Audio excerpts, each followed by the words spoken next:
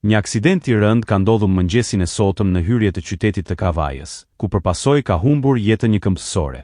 Ngjarja është regjistruar rreth orës 08:40 në aksin rrugor Plepa-Kavaj, rreth 50 metra pranë mbikalimit në hyrje të qytetit. Sipas informacioneve paraprake, një automjet tip Range Rover me drejtues shtetasin SP ka përplasur një grua rreth 50 vjeçe, me iniciale AM, e cila po tentonte të kalonte trafikndarësen në atë moment. Përplasja ka qenë fatale.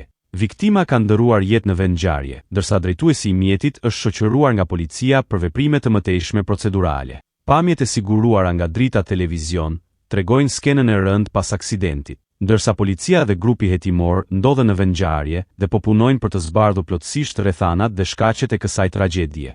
Ky aksident rikthe në vëmendje edhe një herë shqetësimin për sigurinë e këmbësorëve dhe nevojën për respektimin e rregullave të qarkullimit rrugor, veçanërisht në zonat urbane.